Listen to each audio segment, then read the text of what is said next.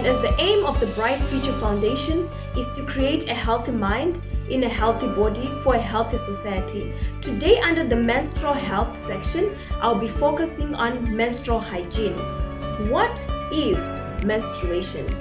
Menstruation is the regular or normal vaginal bleeding that occurs as a result of the shedding of the uterus lining and also the mucosal lining. In other words, menstruation is just menstrual weeping. Okay, why is menstrual health important and what is menstrual hygiene? Menstrual hygiene, it is the use, the care and the disposal of our menstrual products and also how we take care of our menstrual organ. Why is it so important, you may want to ask? When we talk about menstrual hygiene, we involve things like uterine infections, urinary tract infections, reproductive organ infections, cervical cancer, and toxic shock syndrome. These things can come as a result of poor menstrual hygiene, and therefore we focus on preventing all these. So, another question you'd want to ask is, why is good disposal actually necessary? As we all know, blood is a vector for many other different diseases. It can spread things like hepatitis B and C, HIV, it can bring flies around, insects, and also for good hygiene to prevent bad smells, and also the image of seeing blood is also not good. That's why good disposal is necessary. Today, I'll share with you some 10 tips, hygienic tips on how to have good menstrual hygiene. The first one is bathing. All ladies or girls are encouraged to bath 2 times a day when they are on their period or when they are menstruating. Why is this important? This is because as you are bleeding and excreting all the toxins from your body, you might develop a smell, and also to clean off all the bacteria and all the dirt that would have accumulated during your menstruation. It keeps your vagina fresh, and this prevents infections. The second one is change your sanitary wear frequently. In this point, I did not specify what type of sanitary wear. Some people use pads, tampons, menstrual cups, etc. I will not touch on the types of menstrual wear because that's a topic on another topic. But changing sanitary wear frequently, this prevents us from developing all kinds of infections that I mentioned earlier on. So, for sanitary pads, for example, you might need to change it at least after every 4 hours or when the pad is full. This is very, very important because many women are prone to having yeast infections and all other infections. Therefore, when you regularly change your sanitary wear, you keep your vagina fresh, and this saves you from a lot of infections.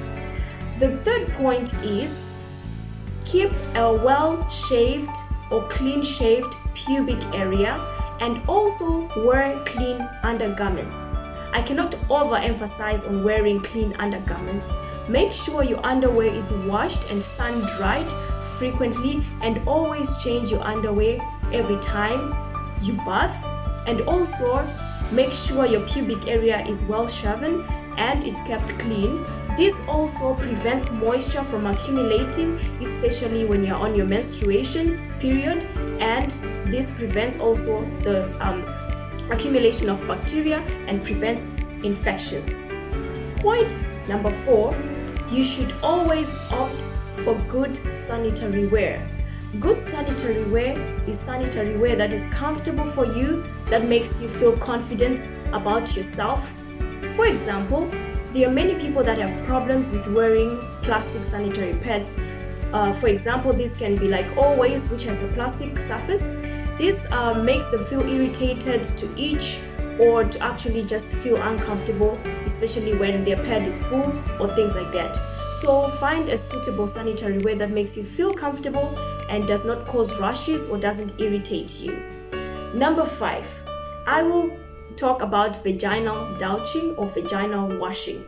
I know the internet has made us to believe that we need to go an extra mile in cleaning our vagina, and because of the marketing in this world, we also see things like vaginal washes that are being produced and being promoted that people should buy them. But be careful. Vaginal douching and vaginal washing disturbs the bacteria of the vagina and kills the useful bacteria which we actually need, and this causes more infections. By the way, I am not talking about the vulva, which is the outside of the vagina, but I'm talking about the vagina. You can regularly clean your vulva with mild soaps or mild vaginal washes, but never wash your vagina with soap. It is self-cleansing and it has the ability to clean itself. Just warm water will do a good job. And make sure you wash it frequently, regularly, and keep it dry. This is the 6th point. You should always dry your vagina. Do not wipe dry with a towel, for it is a sensitive part of your body, so you need to pat dry either with paper towels or with a regular towel. And always keep your vagina dry, which brings us back to the point number 3, which says always keep a well-shaven pubic area. When you keep your vagina dry, it also prevents the spread and the accumulation of bacteria and the development of infections. Point number 7. As women, as you frequently use the toilet, either for number 1, number 2, or number 3, wipe from front to back. Why is this important? This is because your anus, it always has more bacteria due to the excretion of all the products that we eat. And when you wipe from the back, you bring more bacteria to the front, and your vagina is more sensitive, and this also promotes the development of infections. So always remember to wipe from the front to the back. Number 8, always try to wear comfortable, loose clothing, especially when you're on your period or when you're menstruating. This helps allow your vagina to breathe. Yes, it's supposed to breathe as well. Even when you go to sleep at night, you wear your sanitary pad and your underwear. If you can, just wear a night dress and allow some air to circulate. This also keeps moisture away and keeps your vagina dry. Number 9 on our list, always wash your hands before and after changing your sanitary wear. Why before? Because you're going to handle some products that are going to be in direct contact with your skin, your vagina, and all that. So you want to make sure you're not taking bacteria from everywhere that you've been touching. You're going to open your sanitary pad, or if you're going to use a tampon, you're going to be inserting that inside, and of course you're going to bring bacteria inside. So always wash your hands before you change your sanitary pad or your sanitary wear, and also after, just in case you handled or you touched your blood or any of your discharge. Also wash your hands to make sure your hands are clean so that you don't spread infections around or you don't spread bacteria around. And now on the last point, this is on disposal. Do not flush your sanitary wear. Of course, for people that use cotton itself, it's flushable, but these days I doubt there are more than 50% of people using cotton. Most people use tampons or sanitary pads and all that. For those people that use those kind of sanitary wear, please do not flush them in the toilet or cistern, because this blocks the cistern, and of course all the water is going to come out and also it's going to spread infections.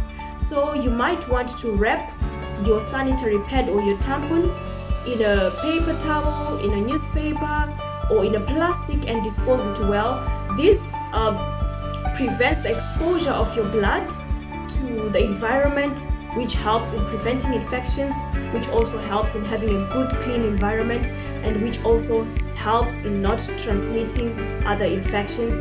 And also for good hygiene purposes, it won't smell, there won't be any insects, flies, and we help to build a healthy society. I hope you were paying attention to these tips, and I hope you will use them in your everyday life to create a healthy mind, healthy body, and a healthy society. Thank you.